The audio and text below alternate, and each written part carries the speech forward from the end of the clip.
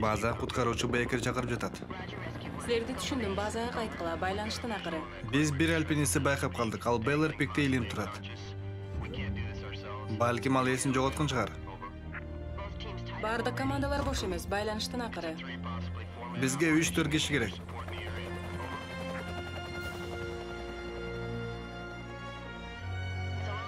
Майкл Харрис архиветтеги Томас Ранч базасында иштеп жатат, бирок ал алыс, байланыштын акыры. Силерди түшүндүм, биз шашылышыбыз керек, байланыштын акыры.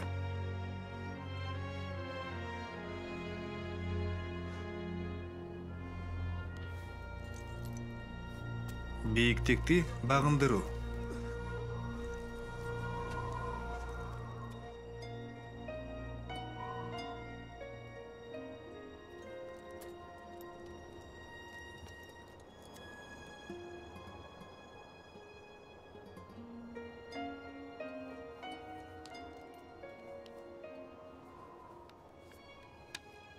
Мен муну кылдым. Мен өзүм. Кайрадан жалгыз. Угуп атасың ба?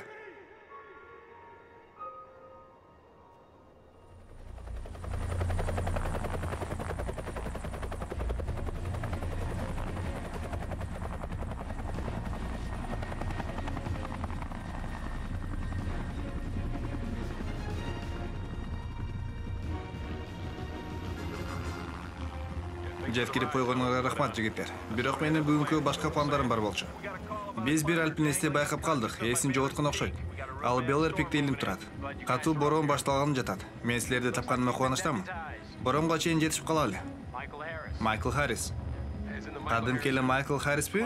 Астроманга 4 саатта чыккан. Ооба, бирок Naked Eagle'ге 59 минутта чыккан кишиге жетиш кайда? Билесиңби, алар жаңылып жаза алышкан. Мен 56 минутта чыккан. 59. Силердин башка кылар ишиңер жокпу? Мейли ушундай болсо деле. Сени менен бирге иштериме кубанычтамын. Мен дайыма жалгыз иштейм, башкаларга муктаж эмесмин.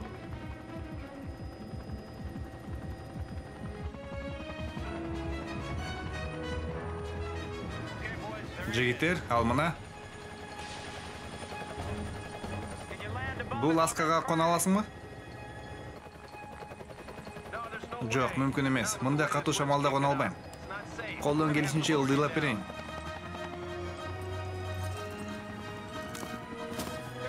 Карап отуранга убакыт жок.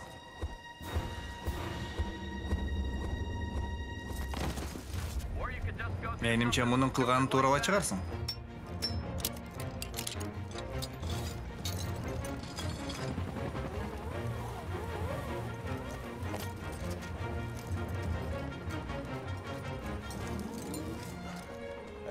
Кандай дос? Мен атым Дерек Уильямс. Мен сени куткарам. Баары жакшы болот, көрөсүң. Карта бер.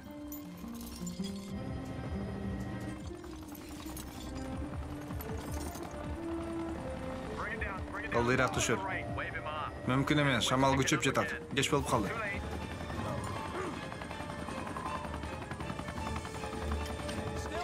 Сен дагы эле жалгыз болгоң келип жатабы? Абдан күлкүмүштү. Жакшы, ал аны кырмады. Пурчадыңбы? Пурчадым. Көтөргүлө.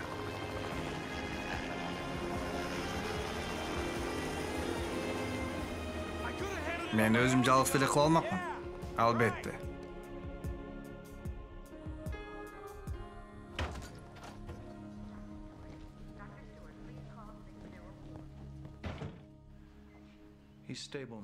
Баары жакшы.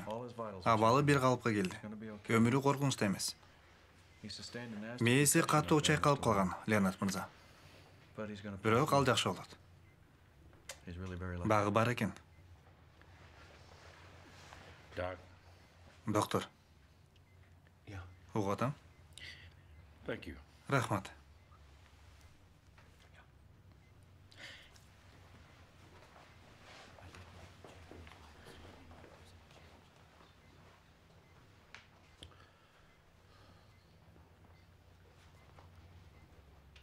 Кандай экен, Мэг? Бар жайында. Бир нерсе билдиңби? Аны эки эр жүрөк альпинист куткарыптыр. Чыныгы эрдик кылышыптыр. Эрдик. Алар уулумду куткарды. Азаматтар экен. Бул үйрөнчүктөр ойлошот окшойт. Атасынын акчасы көп болсо эле, каалаганын сатып алып, каалагандай басып туруп, каалаган тоого чыкса болот деп. Бирок жашоодо андай эмес. Негизгиси ичиндеги байлык. Негизгиси бул жакта. Билип ал, бул жакта дейт. Силерге кереги тиет. Кай жерден токтоду элем? Вертолетко бекитилген жипти илинип турдум. Ооба, туура, рахмат. Жипти илинип турам. Коргонуч жок. Шамал ары бери чайлап жатты. Шамалдын ылдамдыгы секундасына 40 метр. Аскага чыгууга аракет кылдым. Дерек. Бирок бул жерде шамалдын ылдамдыгы секундасына 18 метр деп жазылып турат. Бирок мен вертолеттун астында болчумун. Ал жакта шамалдын ылдамдыгы такыр башка, түшүнүп жатасыңбы? Такыр башка түшүнүктүү. Жазганда ката кеткен. Билбейм, мен булар менен эмне сүйлөшүп жатам. Алар такай ушинтишет.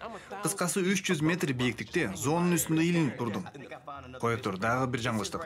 Бул жерде 120 метр деп жазылып турат. Мындан ары бул гезитти окубайм. Акыры мен ылдый түштүм. Жигитти курчагандан кийин аны чыгарыш эле калды. Токто. Сен ушунун баарын жалгыз кылдым деген турасыңбы? Албетте.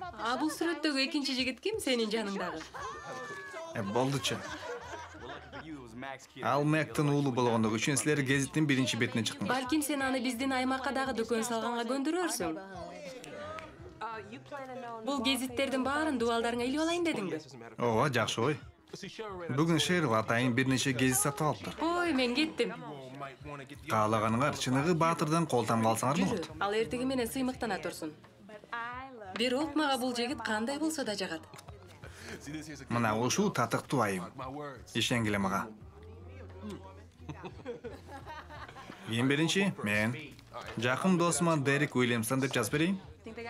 Бизге дагы чипсы керек деп ойлойсуңбу? Мен сага эмне керек экенин айтайын. Баш айлантманы жаза турган нерсе керек сага. Эмнени айтып жатасың? Сен билесиң эмне жөнүндө айтып жатканымды. От менен ойногонго болбойт. Жакын досума. Мен эмне кылып жатканымды билем. Макул. Көптөрүңөр угсаңар керек. Жума күнү Бейлер Пикте куткарылган адам тууралуу. Ал куткаруучунун бири Майк Харрис. Ал адамдын өмүрүн сактап калыш үчүн Кудай аны колдогон. Майкл, ордуңа туруп коесуңбу? Сен аман эсен келгениңе кубанычтабыз.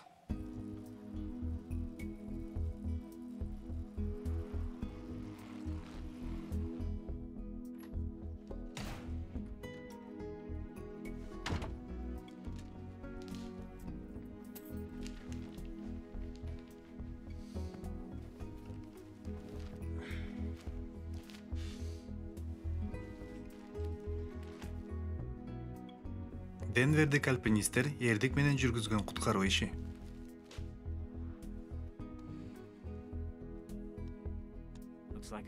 Мына, менин 15 мүнөттүк даңктуу убактым келди, сүйүктүм.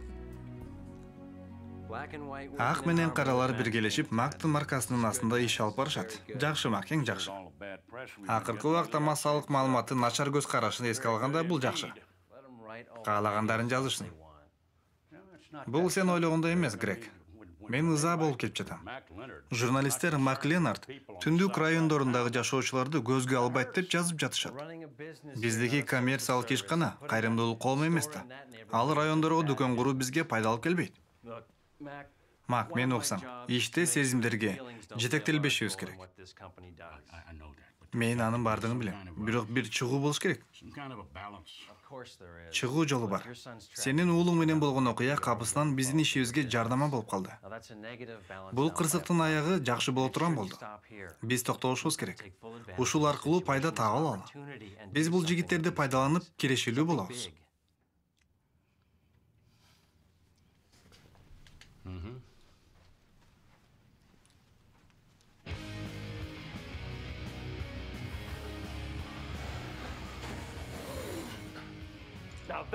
Мына ушуну коргонуч дейт. А муну орус түйүнү дейт. Мунун жардамы менен жипти каалаганда кылып байласа болот. Мына мынтип. Дагы күчтүү болушуң керек. Мунун булчуңдары укмуш да, өзгөчө тилинде. Салам. Кандайсың? Эй, Пабло. Балдарга башка түйүндөрү көрсөтчү. Паблога баргыла. Сага муз чаккан балканга берип коеюн дегем. Сен аны вертолетко унутуп калыптырсың. Өзүң алтырып кой. Менеджер катары мага андайларды бекер беришет. Сен менеджерсиңби? Ооба. Мен бардык этаптардан өттүм. Складта иштедим, сатуучу болдум, инспектор, менеджер. Экөөбүз чоң балык карман окшойбуз. Ооба. Биз жөнүндө гезитке жазышыптыр. Экөөбүздүн сүрөттөрдү дагы. Чиканагуа. Түндүк тарабы. Ооба, дал өзү.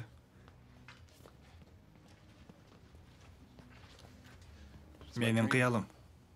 Чын эле. Меники дагы. Койчу. Ооба. Кара чекитти көрдүңбү? Мен ошол жакта болом. Качандыр бир күнү бул чокуну багындырам. А сен могу ак чекитти көрдүңбү? Жок, бул жөн эле кар. Саламатсызбы? Мен Дерек Уильямсты издеп жүрөм. Мурун мен дагы ушул жөнүндө кыялданчумун, бирок тагдыр деген татаал нерсе экен. А мен баары бир бул тоого чыгам. Чыкканда да жалгыз чыгам. Сен Чиканагуага жалгыз барган жатасыңбы? Ооба. Сен билесиңби, канча деген командалар чокусуна жетпей калышкан? Ооба, бирок менин бир девизим бар. Иш баштаган соң аягына чык. Болбосо үйүңө бар. Мен үчүн үйгө баруу мүмкүн эмес. Мен ага чыгам. Жардам керекпи? Мен силерге жардам бере алам. Таанышканыма кубанычтамын, Майкл. Сиз Дерек болушуңуз керек. Биз да кубанычтамыз, Леннот мырза. Жок, мени Мек десеңер болот. Менин улумду өлүмдөн алып калдыңар. Эми мен силерге карызмын. Коюңузчу. Джордж жакшы болуп калды деп уктум. Ал жакшы болуп калды, бирок дагы деле ал жок. Буйруса жакшы болуп кетет. Рахмат силерге, жигиттер, отургула. Мен дагы Джордждун курагында кезимде радиого катышып дала жолу жыгылгам. Баарыбыз эле мындай нерседен өткөнбүз да. Силер түшүнөсүңөр дейм. Ооба, биз баарыбыз эле кээде акылдан адышкан иш кылабыз. Ооба, менин жардамымды угуп көргүлөчү. Грек азыр силерге айтып берет. Биз Мак экөөбүз эрдик кылгандар тууралуу сүйлөшкөнбүз. Биздин заманда андайлар аз. Андыктан биргелешүү менен кылган эрдигиңерди баса белгилебиз келет.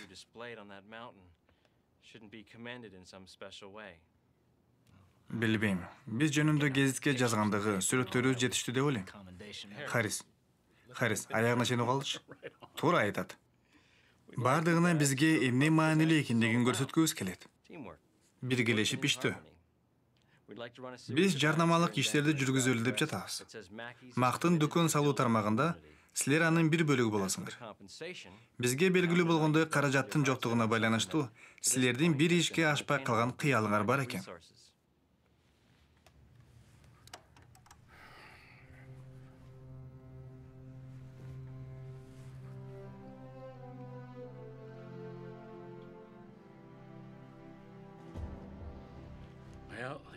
Мынаки, Алто.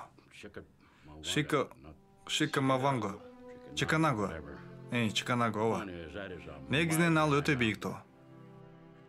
Биз силердин ушул тоого чыгууңарды кара жалайлы деп чечтик.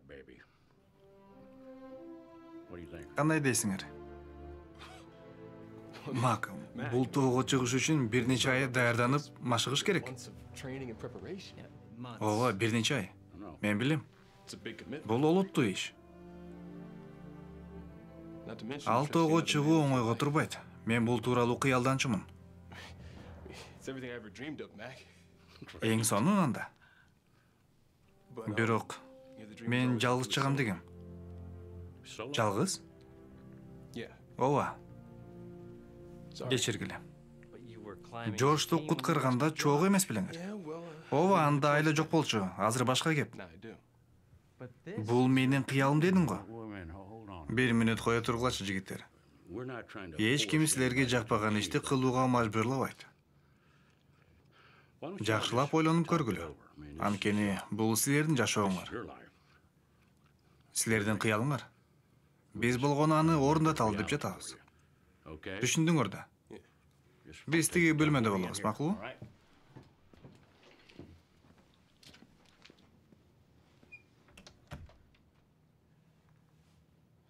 Мындай ишти жалгыз жасаш керек. Ооба. Уксаң, мен билем кыялданчусуң. Бирөө менен болобу же жалгызбы, бардык альпинисттер үчүн бул чоң жетишкендик болмок. Сен билесиң да, биздин Чиканагоға чыккан башка мүмкүнчүлүгүбүз болбойт. Бул бир лотерея утуп алганга барабар болуп жатат го. Дерек, жооп берчи мага. Сен акырына чыгасыңбы? Же болбосо үйгө барасыңбы?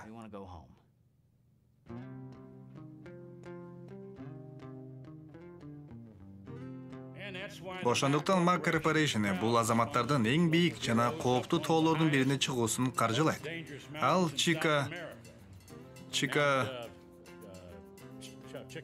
Чиканаго. Биз үчүн Майкл менен Дерек Маккистин символун көрсөтүп турат. Биргелешип иштөө. Эгерде биз баарыбыз биргелешип иштей турган болсок, жакын арада силердин шаарда да жашоо жакшырак. Түндүк райондо жашагандардын дагы, Ленард мырза. Чынын айтсам, мындай суроолорго негиз жок. Анткени биз көзүндө ал районго да жаңы дүкөн салабыз. Жазгыла. Макис.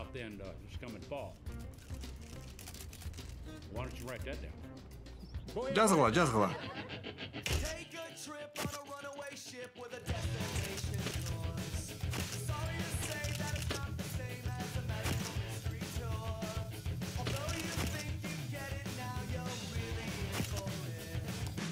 Макис. Аарынан жогору. Макис. Биргелешип иштейбиз. Макис. Гармонияда иштейбиз.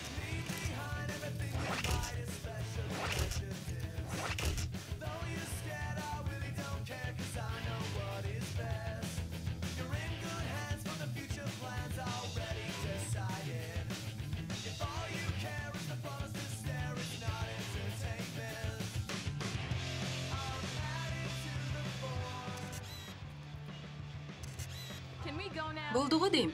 Да, бир жолу. Болду эми, тартпадыңбы? Кеттик. Да, бир пленка берчи. Жаңысын берчи. Сен үчөөнү тарттың го. Мен жакшы болсун деп жатпайм. Бул керемет эмеспи, карачы. Ооба, бул жерде оозуң андан да чоң көрүнөт экен. Гезитте да биздин сүрөттөр бар. Болду чеми, кетиш керек. Мен көрөйүн деп жатам. Гезитке төлөбөйсүңбү? Албетте, таап алайын.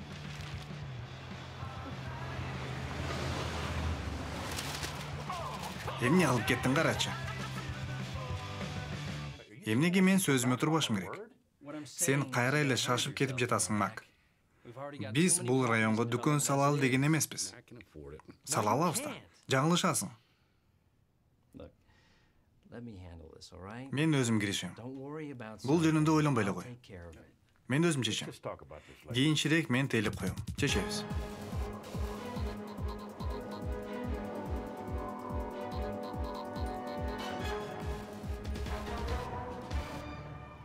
Тарттык. Эң сону мага жакты.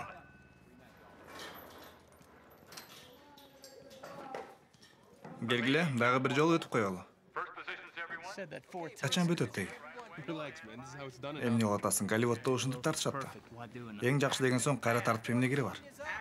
Мотор, кардан бергиле. Шамал кылгыла. Мага борон керек. Кана, бири-бирибизге колубузду сунабыз. Анан жеңиштин туусу. Түшүргүлө мени. Баарын тарттыңбы? Дагы бир жолу тартабыз, ордуңарда тургула. Жетишет. Бир жол дедиби, тарттык. Жетишет мага. Эмне болду сага? Машыгуусуз Чиканагоға чыгуу мүмкүн эмес. Мен машыгып жатам. Унутпа, биз командабыз. Биз чогуу машыгышыбыз керек. Тырышпай рахаттанып жүрө бер да. Экөөбүздүкү контракт. Алар кандай десе ошондой кыла бер. Эми сен мени уккун. Эртең менен Крестеден жолугабыз. Сен жана мен. Эй.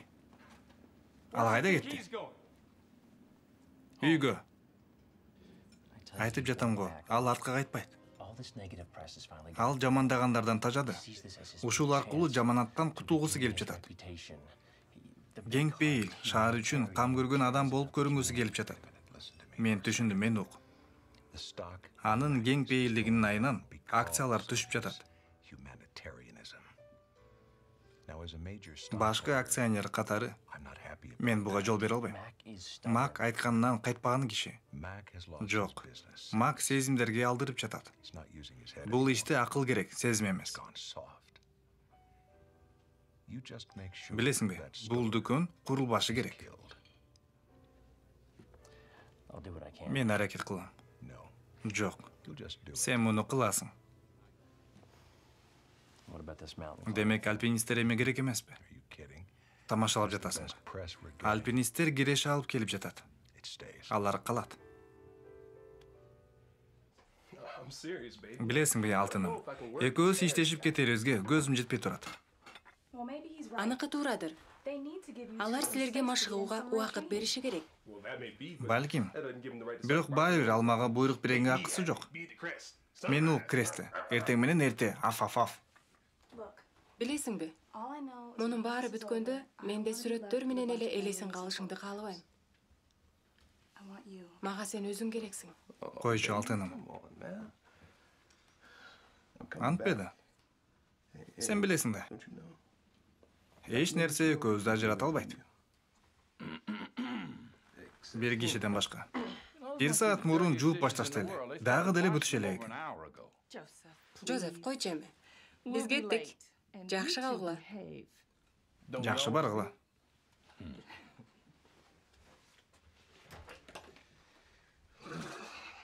Тоонун башында да мынчалык үшүбөйсүң. Атамдын көңүлүнө жакпайт окшойм. Сен бекерли өзүң алып жатасың. Ал мени жакшы көргөндүктөн эч кимге ишенип тапшыра албайт. Ал эмне билбейби? Сен менин да кызымсың да. Билет. Мен ага айткам. Ошондуктан ал сага ишене албайт. Сенин атаң абдан акылдуу адам.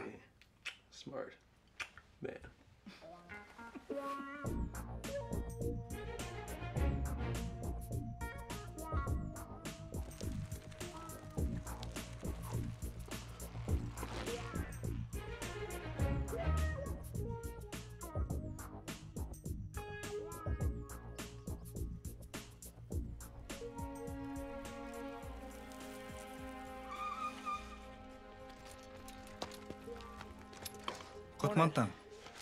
Кел, азыр эле чечишип алалы. Мен өзүм каалаган үчүн келдим. Сен мага буйрук бергениң үчүн эмес. Буйрук берип сүйлөгөнүң мага жакпайт. Кечээ сүйлөгөнүңдү.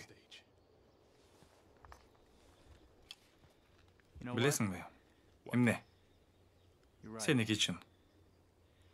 Мен режиссерге ачуум келип, тажап кеттим окшойт. Чарчап да калгам. Ошондуктан карман албай калдым. Мени кечир. Макул. Эч нерсе эмес.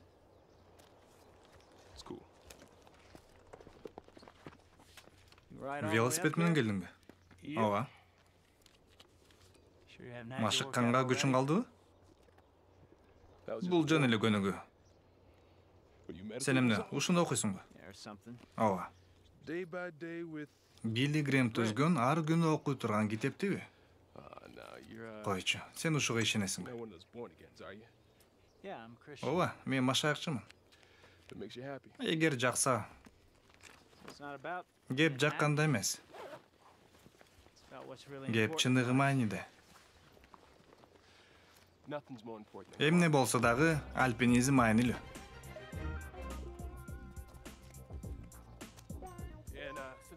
Башынан сүйлөшүп алалы. Мен ишенбейм, ишенгим да келбейт. Сен мага насаат айтышыңды да каалабайм. Билесиңби, мен насаатчы эмесмин. Абдан жакшы. Бирок дайыма өз оюмду айтам. Негизи мен дагы.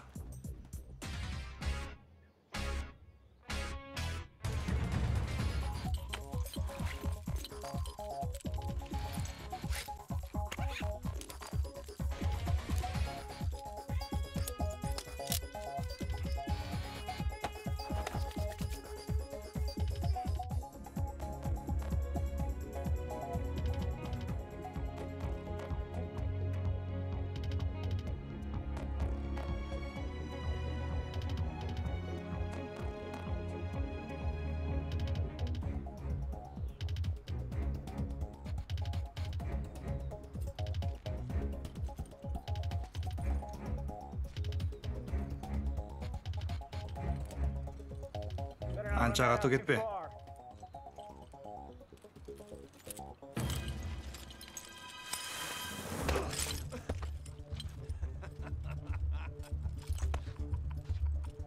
Sen bunu atayın kıldın mı?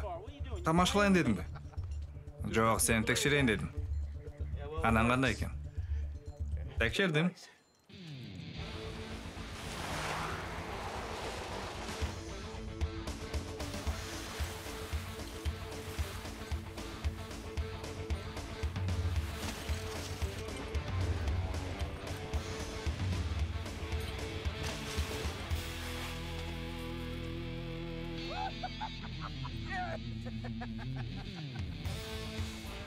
Derek. Жақшы, ең соны. Чиканагуада ушундайсың бе? Балким. Мен сага айтпадым элем. Мен аягына чыгам.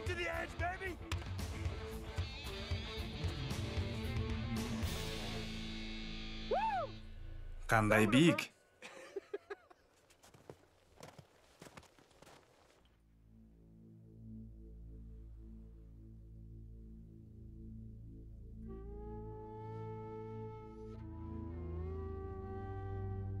Дэвид Кавингтон. Чиканагуа эң жакшы альпинисттин өмүрүн алып кетти. Аны менен күндө бир жаңылык. Мен айттым беле. Ал машаякчы экен. Ал машаякчы экен. Бирок сенде эмес. Ал күндө ыйык жазуудан окуган аяттарын жаттап турат экен. Ооба, менде эмес.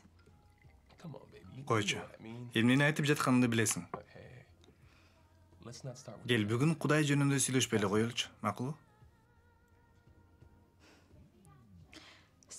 Анан ал жакшы альпинист бекен? Ооба, жаман эмес. Бирок ал өзүн эркин сезе албайт. Өзүн эркинирээк сезсе жакшы болмок. Ал коопсуздукту ойлоп жаткандыр. Өтө эле. Биз жарым жолду баскандан кийин кокус бороон башталса, жогору чыккандын ордуна үйгө жөнөйбү деп турам. Көчкөдө калсак, тез кыймылдайбы? Же сыйынып отура алабы? Көчкү жөнүндө тамашалап жатасың да, Баары жакшы болот. Сөз берем. Эсиңдеби? Биринчи жолугушубуз. Так ошол.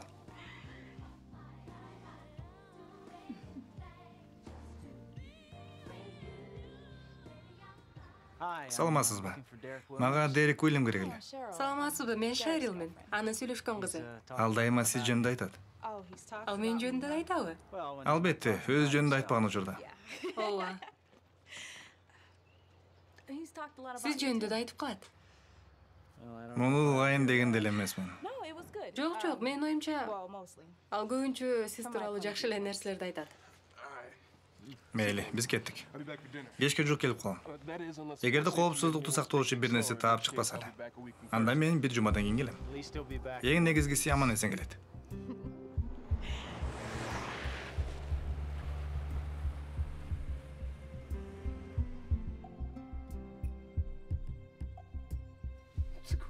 Ишеним. Бул өз күчүнө ишене албагандар үчүн керек. Билесиңби мен эмнеге ишенем? Бекемил кишке, бышык жипке, анан өзүмө. Ойлоп көрсөм кызык. Эмнеге мен өз уулун өлүмгө кыйган атага ишенишим керек? Жана ушул окуянын мага кандай тиешеси бар? Эч кандай. Сон эле болмок. Асманда бир карыя болсо, баарыбыз үчүн кам көргөн. Бирок мен ишенбейм. Кереметтер болбойт. Жана сага эч ким кам көрбөйт. Ишенип кой.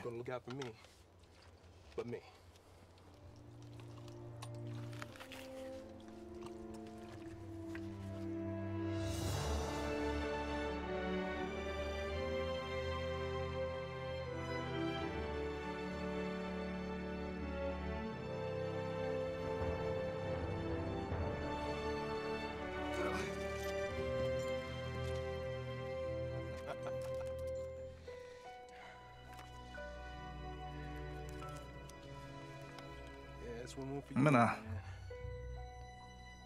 Сага дагы бир жол келдим. Көрдүм, жеңдим. Сен кимге сүйлөп жатасың? Эч кимге. Сен ачууланып жатасыңбы? Бул сенин ишиң эмес. Билесиңби, чокусуна быйыл да жетпейбиз. Бекиткенге эле ушунча убакыт коротуп жатсаң. Менин дагы бир жаңылыгым бар. Биз төмөнгө түшө албайбыз сенин мынча кылыгың менен. Билесиңби, сен стилиңди бир аз өзгөртүшүң керек. Сен өтө эле сактана бересиң. Мен мынчалык сак болбойт элем, эгер сен бизге ар убакта кооптуу абал жаратпаганыңда. Уксаң, тоого чыгууда олутту караш керек. Жаңылсаң өлөсүң. Эгер мүмкүнчүлүктү пайдаланбасаң, сен анда өлөсүң. Койсоңчу. Максатка жетүү менен акылсыздыктан айырмасы жок. Мени келесо деп турасыңбы? Жок. Мен сага экөөбүз командадай кыймылдабасак, тоого чыга албастыгыбыз жөнүндө айтып жатам. Макул? Мен артыман жүр. Команда.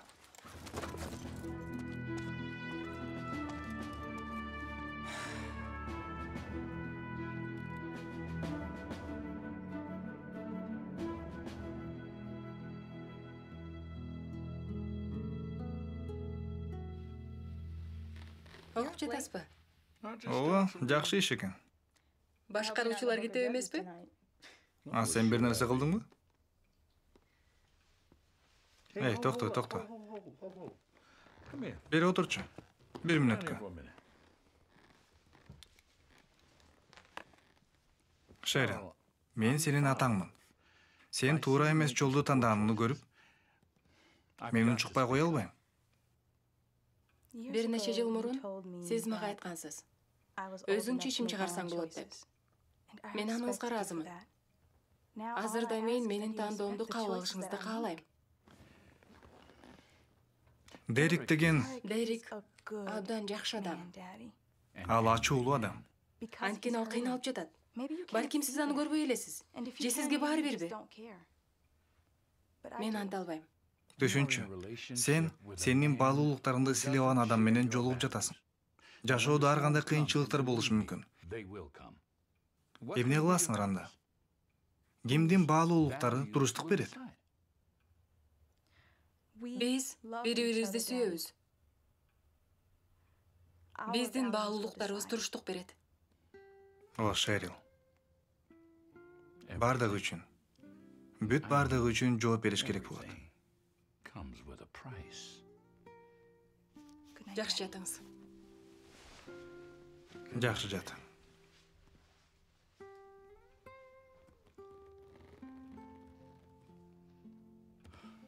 Приборлор жок жүрбөйт экенсиң да. GPS, альтиметр, портативдүү щетка. Бул жакта эмне бар? Мунун эмне кереги бар? Эгерде кимдир бирөөбүз алдан тайсак, керек болот. Мунун кереги эмес. Сен баарын татаалдаштыра берет экенсиң. Албетте ошондой. Карасаң. Биз базадан чыгып, түштүк-батышты көздөй барып, Сан-Карлос ашуусун өтүп, азырынча баары жагып жатат. Анан чыгыш жагы менен чыгабыз. Ал жак менен башкалар барышкан. Өтө эле жөнөкөй жана кызыксыз да. Ишенип кой, бул жакта көптөгөн кыйынчылыктар болот. Бирок эски жолго караганда жаңы жол жакшы да. Мен көрсөтөм азыр. Мына кара. Базадан чыгып, түштүккө барабыз. Могул кыр менен ушул жакта тынып туруп, анан бул жак менен барып, бул бийиктикти багындырабыз. Бул жагы менен 1 жыл мурун Ковингтон жалгыз барган, ошол жакта өлгөн. Канчалык урматтабайын, Ковингтон альпинизм тууралуу көп нерсени билген эмес. Эмне деп жатасың? Ал Эверестти 2 жолу багындырган. Эмне болгон күндө да биз чокусуна чыгабыз деп ишенем. Билбейм. Бул жагы кооптубу? Кызыктын баары ушунда болуп жатпайбы? Жок, маанилүүсү чокусуна чыгып, кайра кайтып келүү. Акырын? Эмне тынчсызданып жатасың? Баары жакшы болот. Көрөсүң. Бир нерсе ичесиңби? Ооба.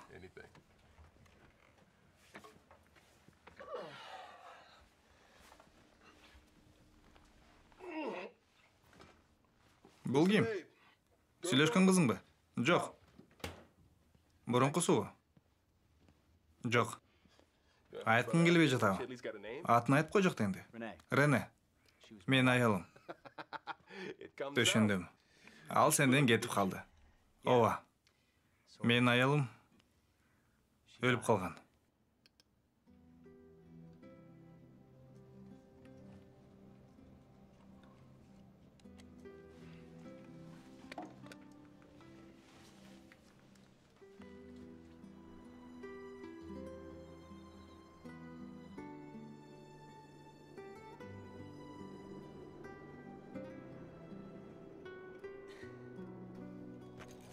Аваля.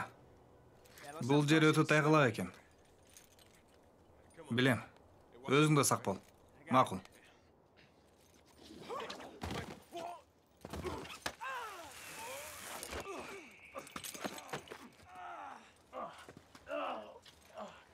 Жакшы элесиңби? Жок.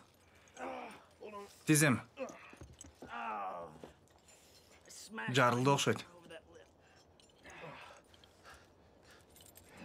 Чыга аласыңбы? Жок, чыга албайт окшойм. Телефондун эмне болуп калганын карачы. Жаман болду.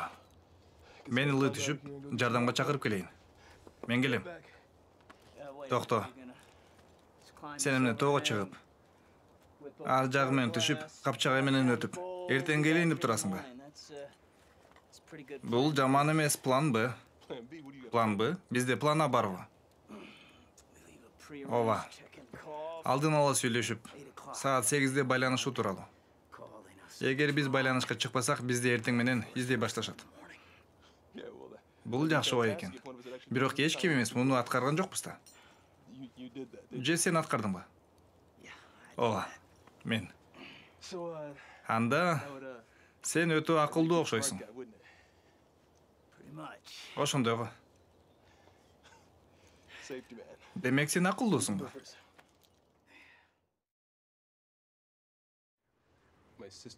Карындашым Фениксте жашаган балага турмушка чыгып, апамды өзүнө алып кетти. Алар тоолорду жаман көрүшөт. Мен аларды түшүнөм. А сен атаңчы? Мени жасаган адам тууралуу айтып жатасыңбы? Ал бизди таштап кеткен. Дерек, өкүнүчтүү. Аябай эле кой. Мен өкүнбөйм. Сен аны көрдүң беле? Жок. Мен анын кай жакта экенин да билген эмесмин. Ал келчү эмес. Анын башка аялы, балдары бар болчу. Бирок бир жолу бизге бирөөлөр чалып, анын денесин отелден табышканын айтышты. Ушундай. Өзүн өзү өлтүрүптүр.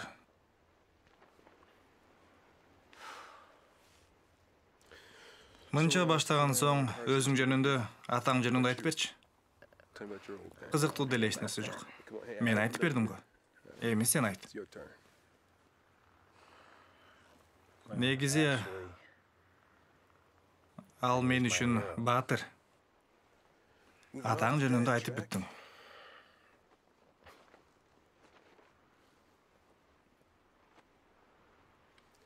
Эми аялың жөнүндө.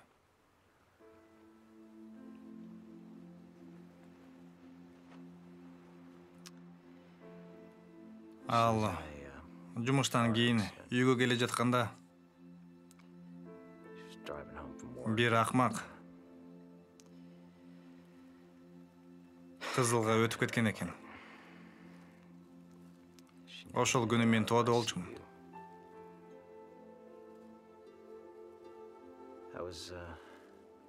Эркиндик чокусунда. Ал мен үчүн аябай тынчсыздантчу. Мен болсо машина айдаган коркунучтуураак дешимин.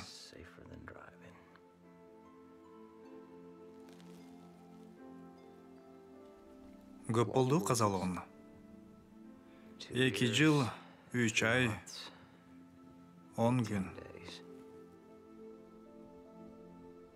Көп эле убакыт өтүптүр. Жетишет го жаратты таңганга.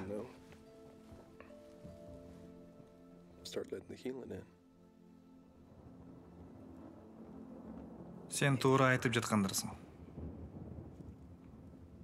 Мен деле кээде туура сүйлөйм. Ооба, кээде. Кудайдын жолдору изилденгис.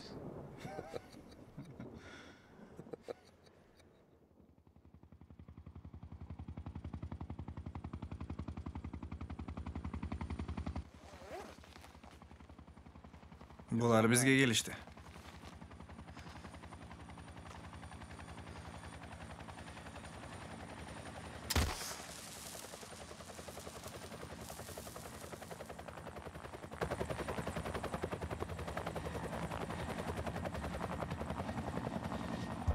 Эки альпинист Чилиге кеткени даярданып жаткан учурда биз бардыгыбыз алардын кыялы орундалабы деп чыдамсыздык менен күтүп турабыз. Ошол эле учурда Макленартын окуясы көпчүлүктө нааразычылык туудуруп жатат. Анткени түндүк районго салынуучу дүкөндүн курулуш иштери дагы деле создуктурулууда.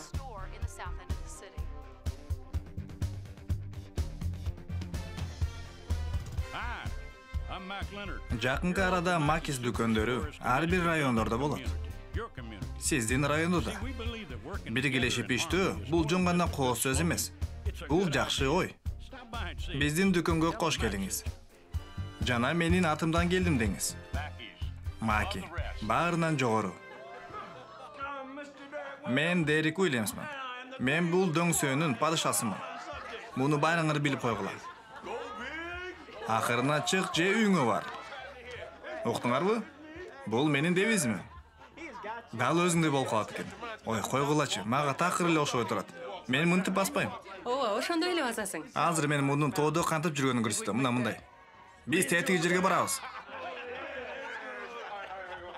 Ме, кармай турчу, азыр мен да көрсөтөм. Азыр мени менен бирге жүргөн адамдын басканын турап берем. Жакшылап карагыла. Бул Майкл Харрис. Ал мынтип жерде басат. Тоодо эмес. Аябай сактанат. Жанында жүргөндөн коркосуң. Бел муз салып берейин. Рахмат. Кайра жардаманбы? Койсоңчу, суранам. Жетиштүү. Сен өткөндө келбедиң беле? Ооба. Мен сага бир нерсени түшүндүрүп коеюн дегем. Дерек экөөбүз чогуу жашабайбыз. Мен тараптан бул келишим. Муну эмнеге мага айтып жатасың? Билбейм. Бирок Дерек мага сенин ишенериңди айтканда, ошондо мен өзүмдү менин ишеним алсырап калганын сездим.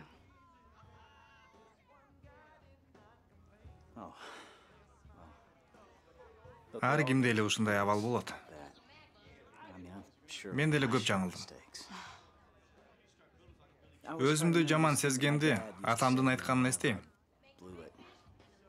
Ал дайыма түй жол менен басканга аракет кыл дечү.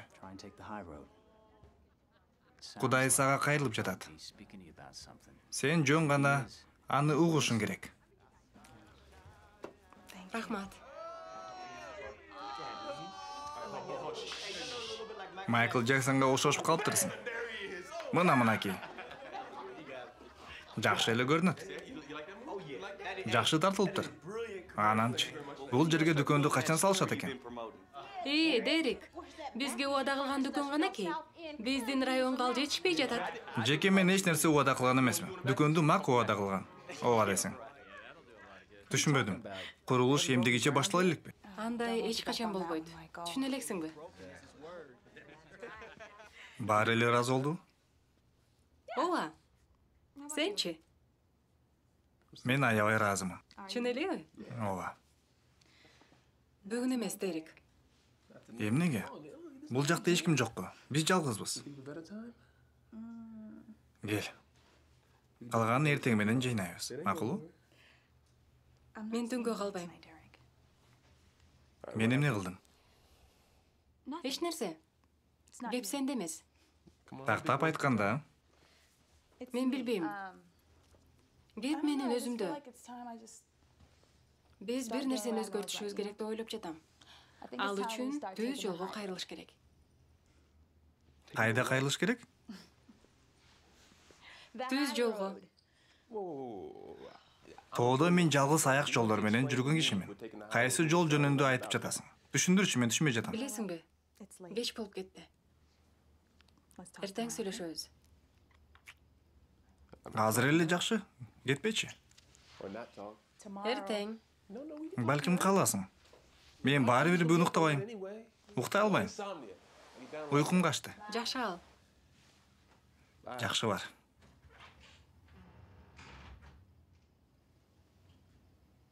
Түз жол. Бул оңой иш эмес. Биз убакыт албай жатабыз. Убакыт? Мак жаңы дүкөн курабыз деген. Мен качан экенин билгим келет. Мак кайда? Мен аны менен сүйлөшөм. Бул проектте мен жооптумун. Мак 2 жумага кеткен. Анда анын номерин берчи. Майкл, мен сага тоого чыкканды үйрөтпөй элемин го. Андыктан сен дагы биздин ишибизге кийлигишпи. Бирок менин сүрөтүм баардык жардамада чыгып жатат. Биз сүйлөшпөдүк беле. Сүйлөшкөнбүз, силер жөн гана тоого чыгышыңар керек, ошол эле. Мен эми түшүндүм окшойт. Мунун баары жардама үчүн болгон турбайбы? Карандай калып тура. Билбейм, силер өзүңөрдүн кадыр баркыңарды баалайсыңарбы? Бирок мен баалайм, жана акчага сатылбайм. Менин кадыр баркымды тескей турган сен эмессиң. Бизди Чикагога чыксын десеңер, дүкөндү салып башташыңар керек.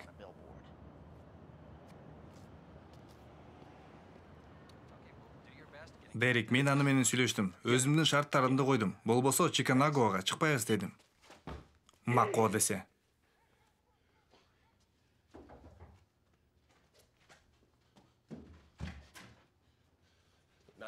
Азыр эмес.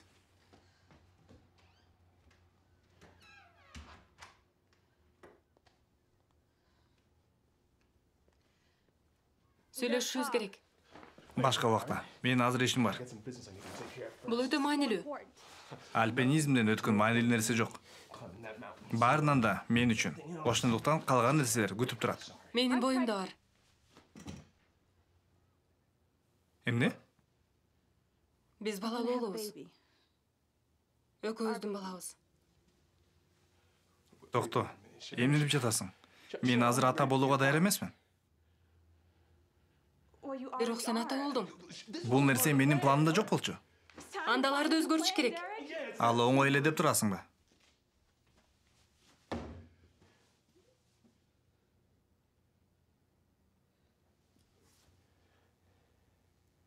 Эми эмне кыласың? Эмне кыласың дейсиңби? Сен чечесиң да. Бул биздин балабыз. Мынтип айтарыңды билген эмесмин. Эмне дешимди күтүп турасың? Үйлөнөбүз. Үй бүлө болобуз десең болобу?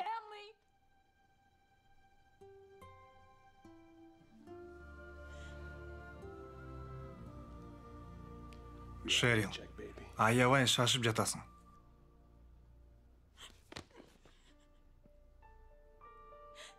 Мен сени өзгөртө алам деп келеси болгон турбаймынбы? Сен атамды көргөн эмесин дечи элем го. Куттуктайм. Сен да атаңдай эле турбайсыңбы?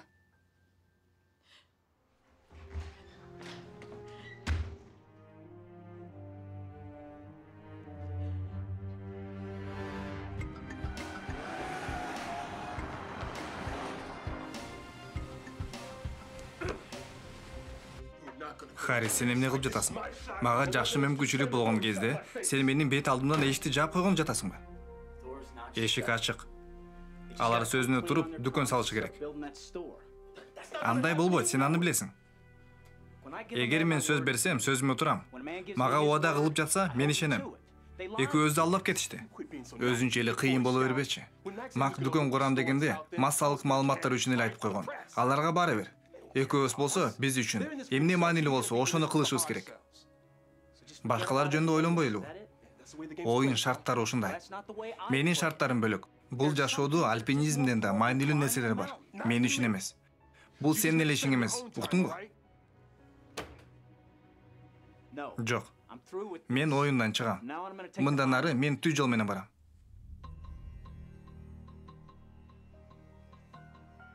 Бул сен турбайсыңбы? Эмне?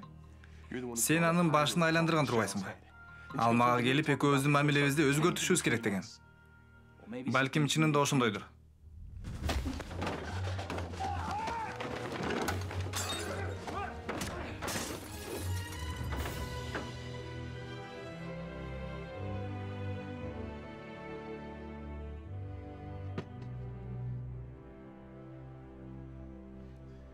Билесиңби?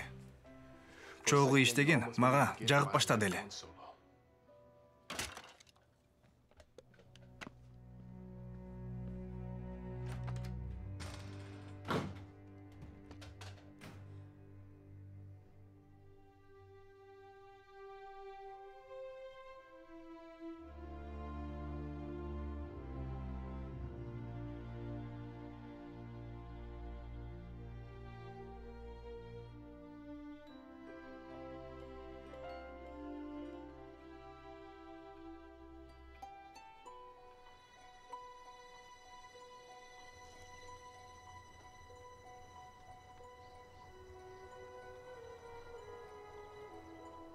Атама мен аркылуу болбосо эч ким келе албайт.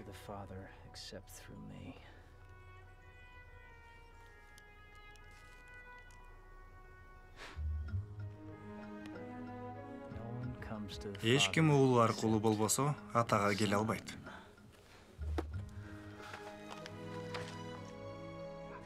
Дагы бир жолу Бейлер Пикке көтөрүлүш керек го, кандай дейсиң? Албетте, Майкл. Мен эч нерсе убада кыла албайм, бирок аракет кылам. Мен эмне болуп жатканын билет окшойм. Эң сону, Джордж, мен сага абдан ыраазымын. Макул, эч нерсе эмес, жакшы кал. Көрүшкөнчө. Теңирим Ыйса, жардам бере көр.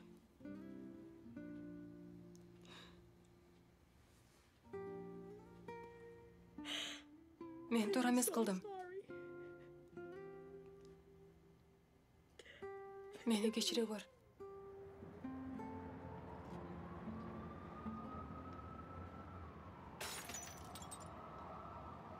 Мынакей мен.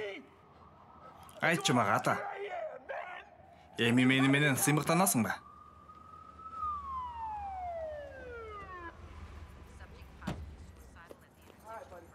Эй, жигит. Токто. Түш ал жактан. Тынч тур, алдагы нерсени ташта. Бул жөн эле нерсе эмес. Бул титандан куюлган муз жарган балкам. Ал дүкөндөрдө сатылат. Бир сатып алгыла.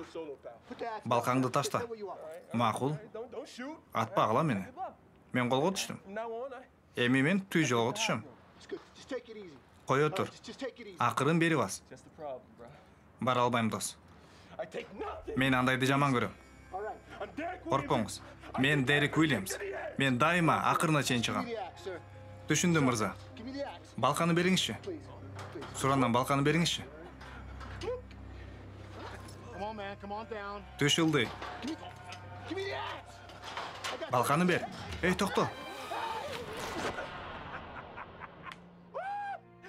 Бул коргонуч. Эмне кылып жатасың? Рахмат. Ал азыр келет.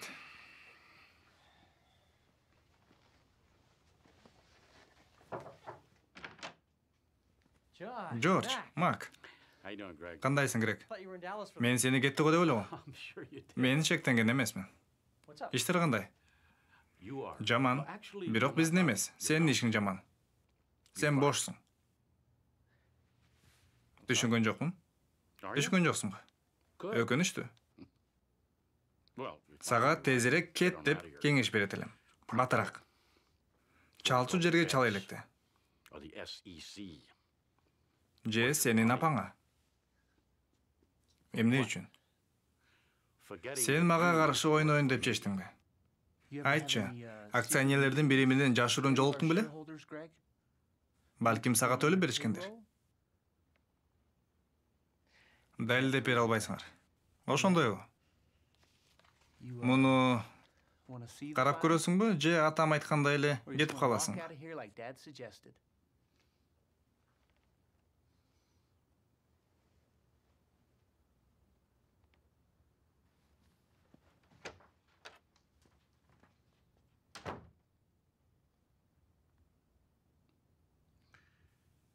Улум.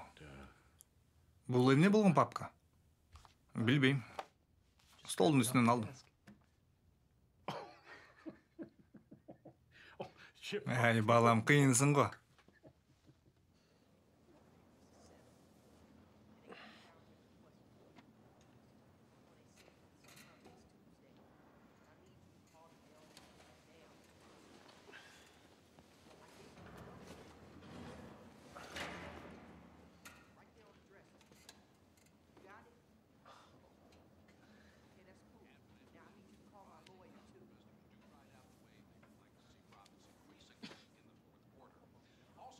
Эми шаардагы жаңылыктар. Бүгүн Mark Corporation түндүк райондо жаңы дүкөн салынып баштаганы тууралуу айтты.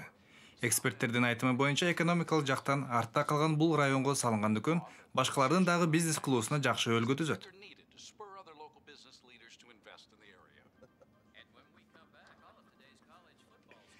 Мынаки, жакшы.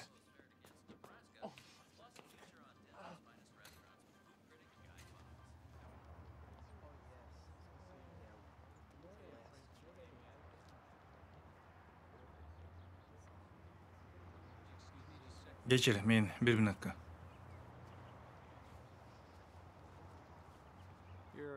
Чогулушка кечип калдың? Ооба. Дайым эле да. Сен кандайсың? Мен жакшы эле, өзүңчү. Болот. Макты көндүргөн экенсиң да. Жорж жардам берди. Билесиң бе? Бул мен үчүн кыйын болсо да сага айтайын деп келдим. Мен өзүмдү карамай албай калдым. Эми өкүнүп жатам. Кечир. Мен да өкүнүп калдым.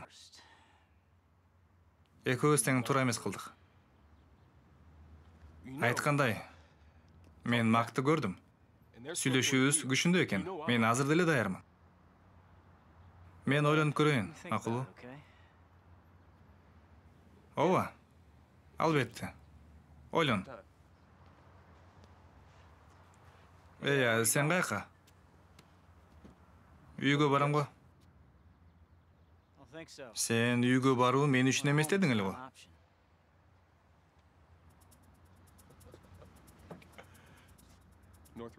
Түндүк тарабы? Түндүк. Кыялын орундатууга ашыккан америкалык эки альпинист Майкл Харрис менен Дерек Уильямс дүйнөдөгү эң опурталуу жана бийик тоолордун бирин багынтууга бет алышты. Ал түндүк Америкадагы чокуу Чиканагу. Америкада макис дүкөндөрүнүн жарнамасына тартылып, таанымал болуп калган эки альпинист бүгүн эртең менен Чилинин борбору Сантьягого келип конушту. Патагонияда аларды белгилүү Жаңы Зеландиянын альпинисти Карл Дуглас тосуп чыкты. Ал аларды тоого чыгууга даярдамакчы. Көптөгөн айлар бою даярданган машыгуулар артта калды. Команда тоонун шартына, абасына көңгүчөктү 2 жума 5000 метр бийиктикке жайгашкан базада өткөрөт.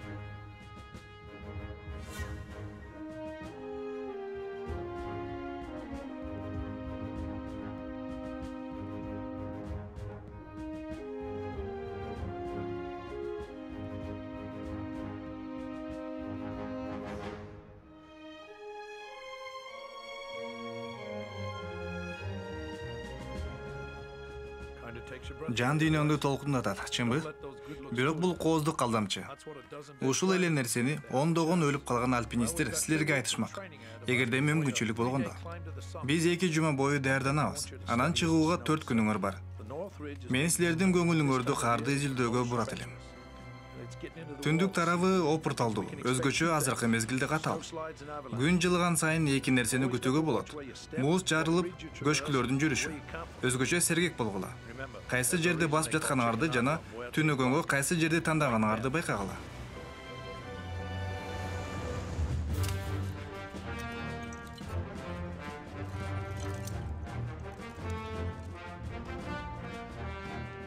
Эсиңерден чыгарбагыла. Жергиликтүү калк бекерден Чиканагуаны Муэрте Бланк дешпейт.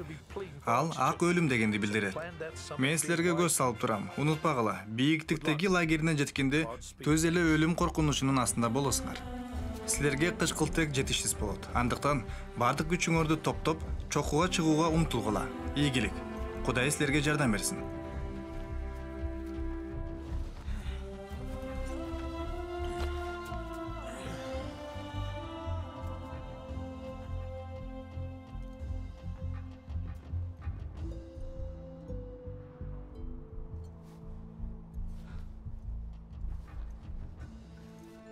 Кыры укмуш экен. Кооптусун кара. Коргонушту кара. Ооба, сак бололу.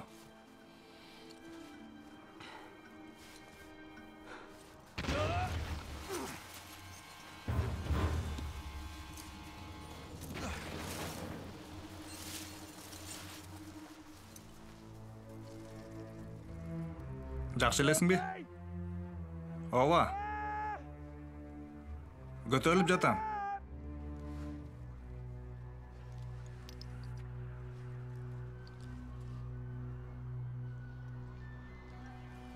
Майкл.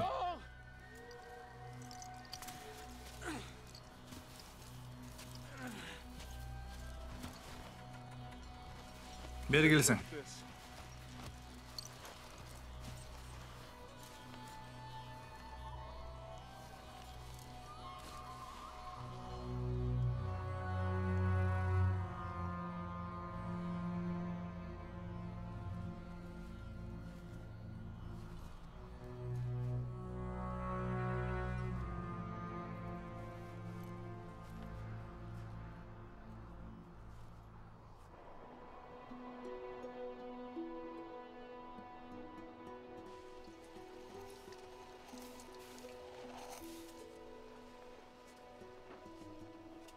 Ал Канктанды билесиңби?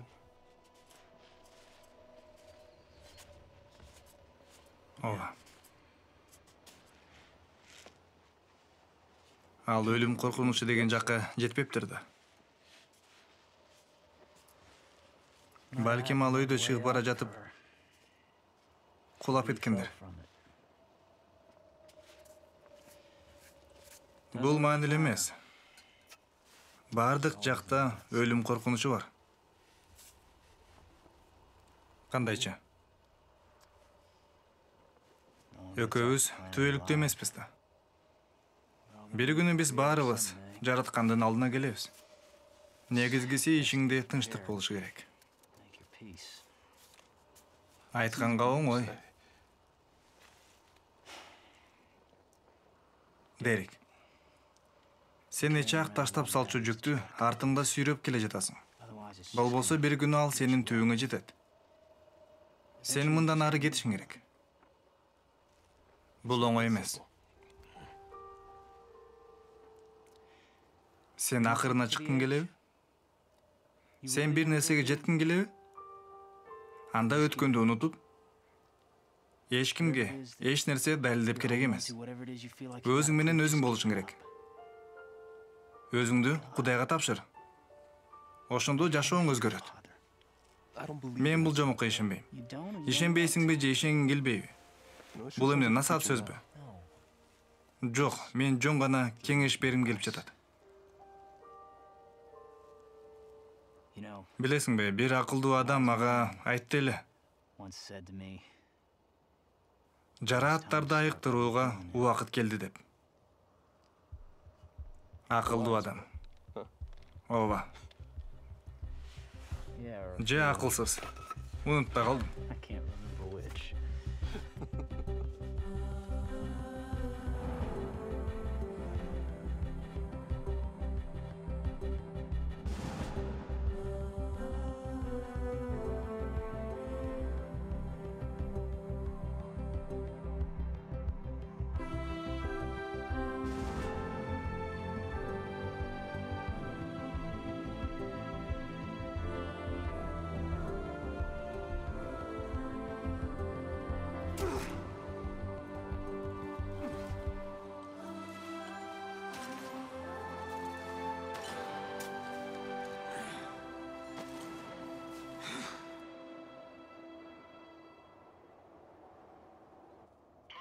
Туругула жигиттер, бүгүн силердин күн.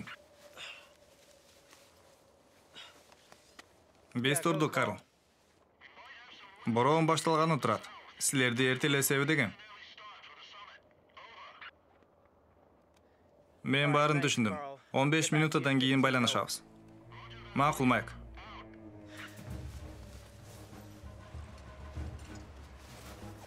Бороон силер жакка жетпеши да мүмкүн, бирок сактыкта кордук жок.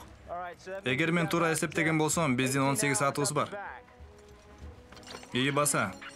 Азыр эле Дэрин Мартин чалды. Шерилди ооруканага жеткиришиптир. Дерекке айт кой. Төрөтү оор болуптур, бирок азыр бар жайында. Ал эс алып жатат. Бала дагы жакшы эле. Сен уктуңбу? Ооба, мен айтып коем. Макул, ийгилик каалайм. Рахмат, Карл. Чокусуна чыккандан кийин байланышабыз.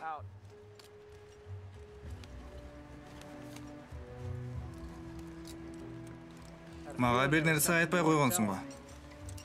Бул сенин ишиң эмес. Эми эмне кыласың? Мен азыр ал жөнүндө ойлонбой элем. Балким ойлонуп баштайсың. Биз чыгышыбыз керек. Чыкканды унут. Ал андай маанилүү эмес. Эмне маанилүү экенин айтпа мага. Балким керектир. Ооба да. Сен баарын билесиң, дайыма туура айтасың, жеткилең адам. Жеткилең болуп керек эмес. Жөн гана кылганыңа жооп беришиң керек.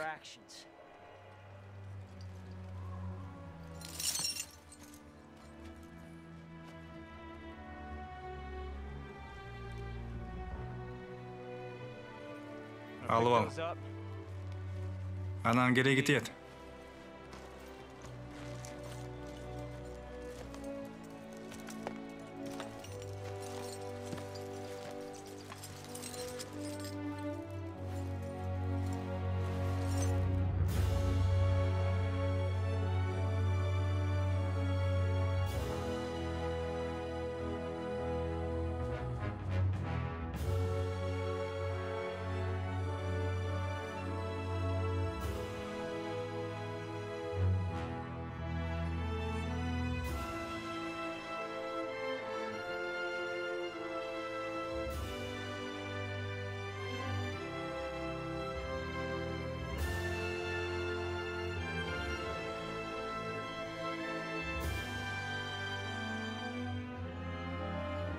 Жүрү, команда.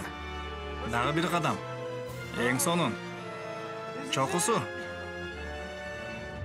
Ооба.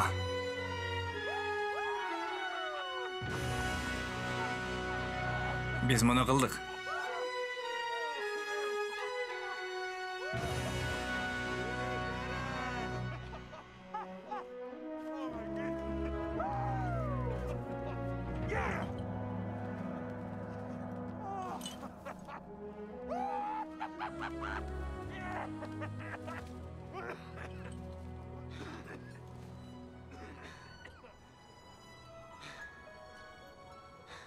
Рахмат, Кудайым.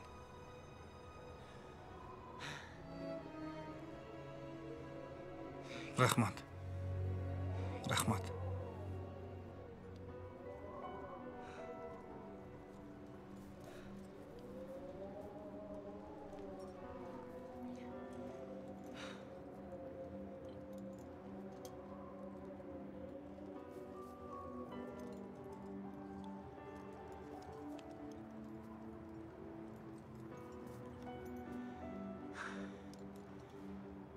Хош бол, алтыным.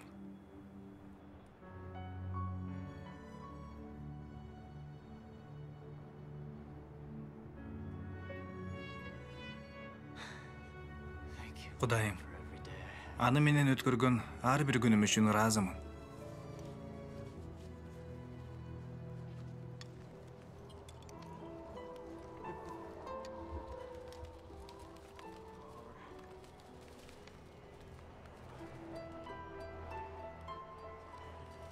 Мына, кара ата. Ушундай. Ата. Кое бер аны, кое бер. Кое бер.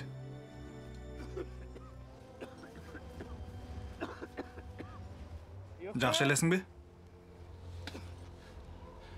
Ооба.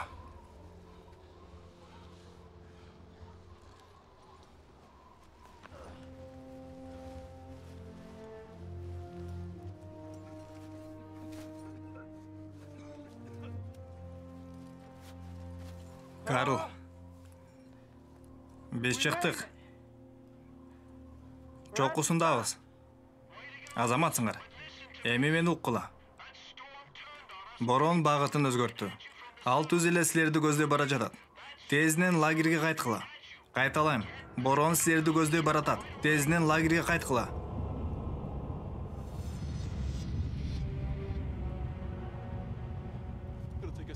Түшкөнгө 6 саат керек да.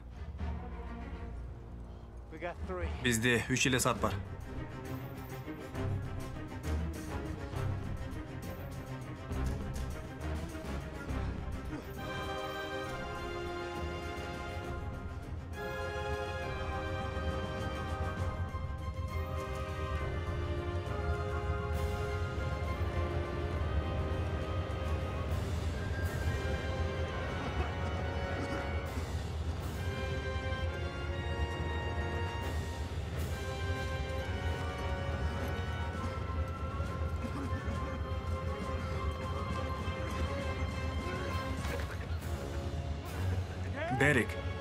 Дерек, тур. Biz basışыбыз керек, тур. Токточу. Токтой тур. Карл, жооп бер. Карл. Эч нерсе угулбай жатат. Батареясы отуруп калды.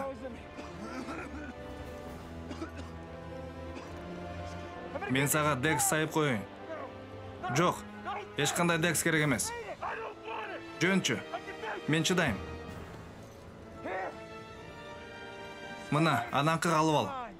Эгер ойлонуп калсаң. Ойлонбойм.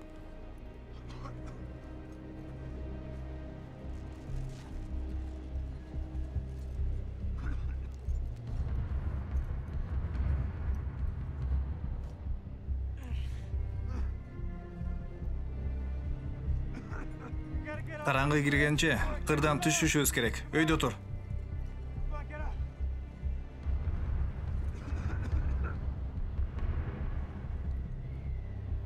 Биз жакшы жер табышыбыз керек. Жүрү. Майкл, Дерек, бул база. Мени угуп жатасыңарбы?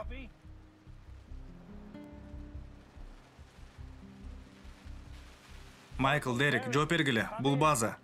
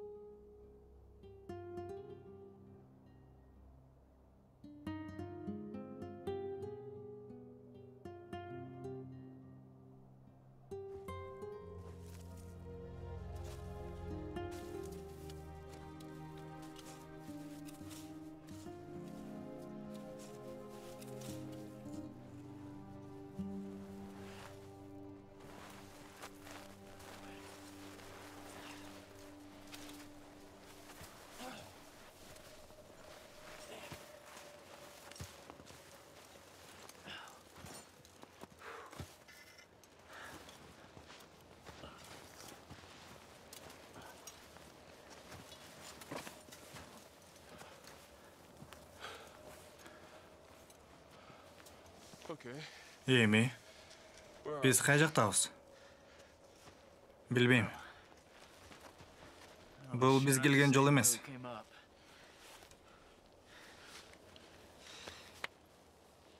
GPS да өлүптүр. Кандай начар техника.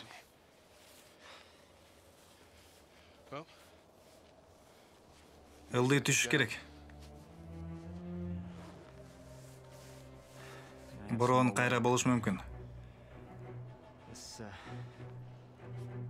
Тиги карды ашып көрүш керек. Макул. Рюкзактарды алалы.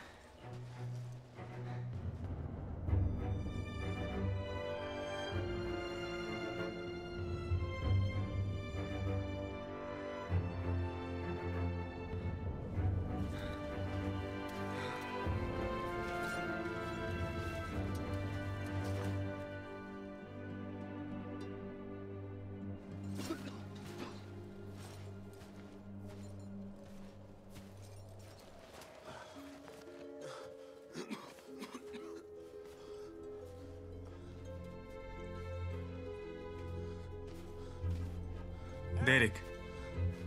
Ал жол мага жакпай турат. Башка жол менен барыш керек. Дерек, бул жак кооптуу экен. Мени угуп жатасыңбы, Дерек? Дерек. Дерек. Кач, алдагы жерден кач. Дерек, абайла.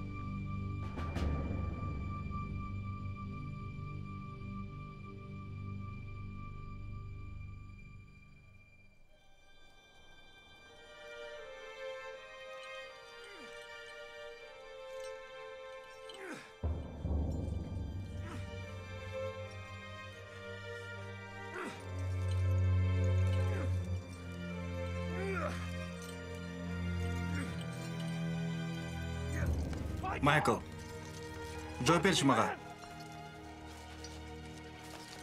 Кайдасың?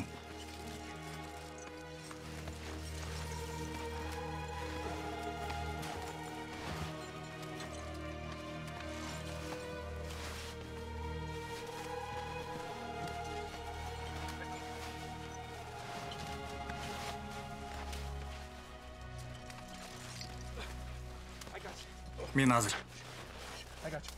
Азыр, досым, азыр.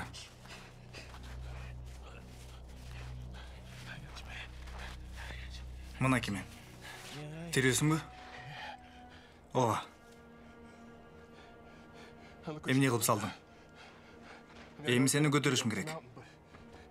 Токто. Сени азыр алып чыгам. Дерек. Эмне? Жаман болуп жатасыңбы? Менин атама чалып, мен аны жакшы көрөрүмдү айтып койчу. Мен үйүмө баратам деди деп кой.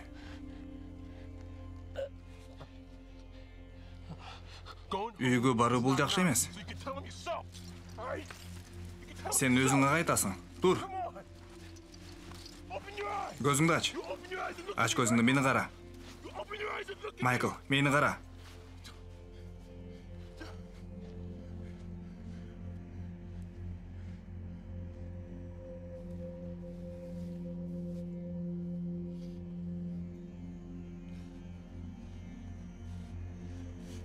Үйгө баруу биздики эмес.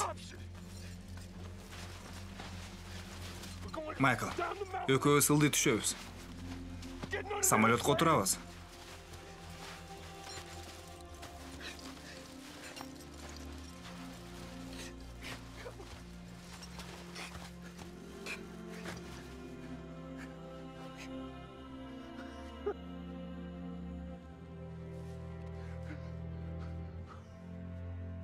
Эмнеге ушундай кылдың?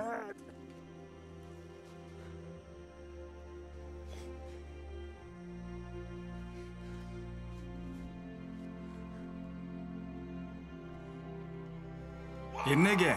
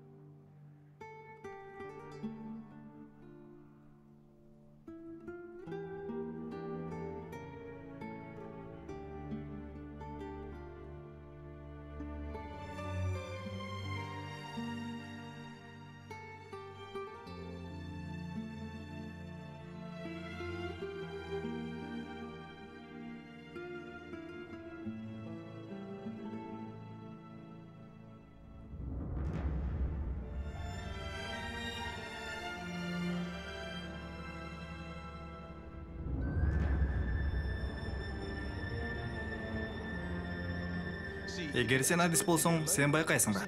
Эмне болорун алдын ала билесиң. Жана жон гана четке чыгып кетесиң. Мен жалгыз иштейм. Эң негизгиси ишиндеги байлык. Мен жаш бала эмесмин. Кереметтер болбойт. Мен бул тоону багындырам. Мага эч ким кам көрбөйт, өзүмдөн башка. Акырына чык, же үйгө бар. Эгер сен мүмкүнчүлүгүңдү пайдаланбасаң, мен жалгыз иштейм. Мен сени өзгөртө алам деп келиси болгон турбаймынбы? Альпинизмден башка дагы маанилүү нерселер бар. Сен да атаңдай эле турбайсың. Ата, мени угуп жатасың да. Сен атамды көргөн эмесиң дечи элең го. Бир нерсеге жеткиң келеби? Жашооңдо бир нерсени өзгөрткүң келеби? Кудайга ишен.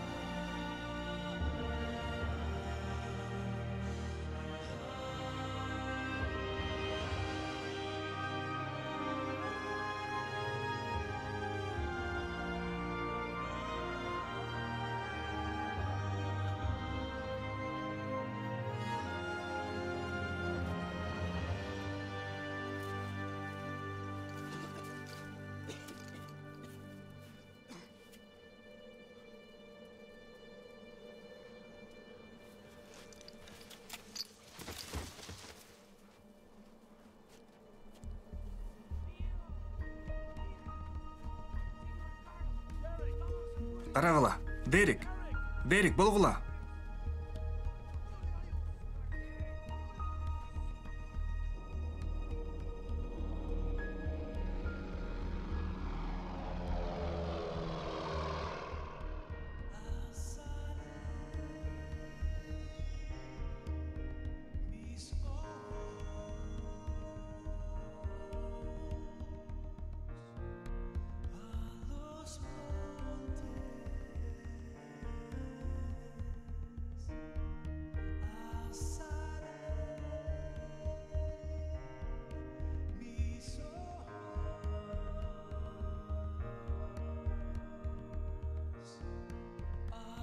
Кудайым, Ыйса кандай сүйсө, мага да ошондой сүйүү берчи.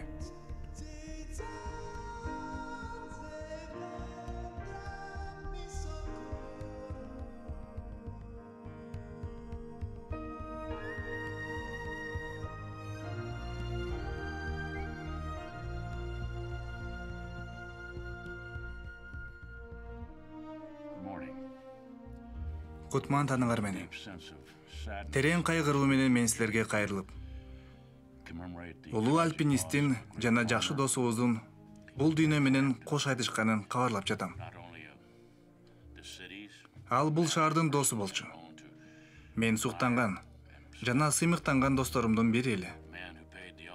Ал өзүнүн кызматташынын өмүрүн сактайм деп каза тапты. Биздин досубуздун жаркын элесине, чыныгы баатырдын ысымынан жаңы ачылган түндүк райондогу дүкөндү Mac Corporation'ы Майкл анын ачылышына чоң салымын кошкон дүкөн жакынкы арада салынып бүтөт. Жана аны биз Майкл Харристин ысымынан атайлы дегенбиз. Жергиликтүү альпинист Дерек Уильям Түндүк Американын тоолорунун бирин багындырып, үйүнө кайтып келди. Дерек Уильямс өзүнүн өмүрүн курмандыкка алып келген досу жана кызматташына түбөлүк карыз экенин кабарлайт. Дерек массалык маалымат кабарчыларынан ал досуна аза күтүү убактысына түшүнүү жана урматтоо менен мамиле кылууларын өтүндү. Кудай көз жаштарды арчыйт. Ал жерде өлүм да болбойт. Ый да, оору болбойт.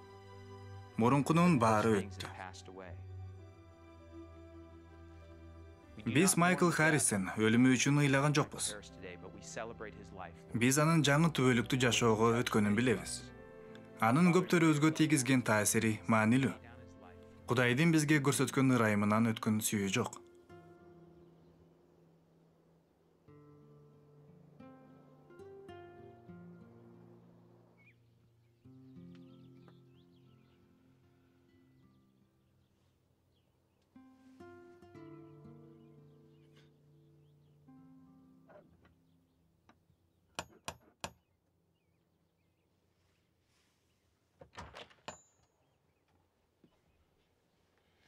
Марти мырза, мен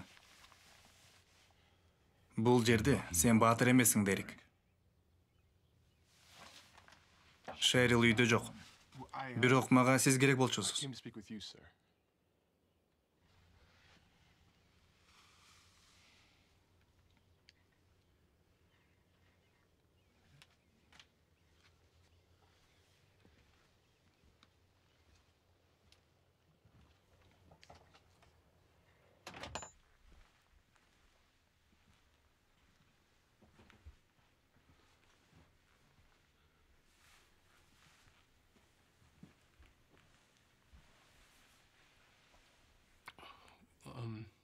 Сиз тоодо эмне болгонун уксаңыз керек.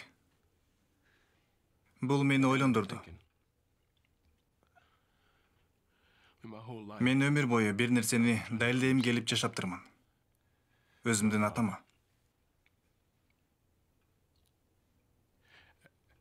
Көрсө мен өзүмө өзүм далилдеп жүрүптүрмүн. Ал мага керек эмес экен. Мага эч ким керек эмес экен. Мен жалгыз эле жашай алам дечүмүн. Эми мен азыр түшүнүп турам. Мен эң муктаж адам экенмин. Жана мен каалабайм. Менин уулум атасын билбей чоңоюшун.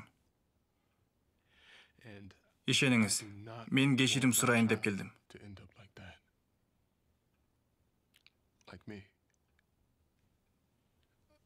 Мен сизди аябай капа кылдым. Кызыңызды дагы. Бирок чын эле өкүнүп жатам. Жана кечирим сурайм.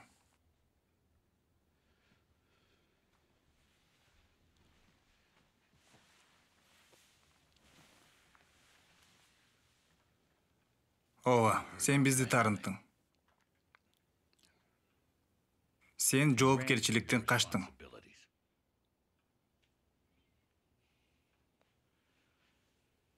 Сен бизден кечирим сурашың керек эмес.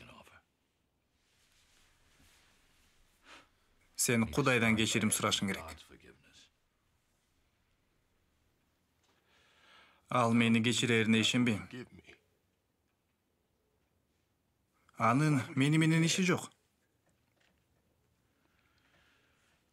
Анда эмесе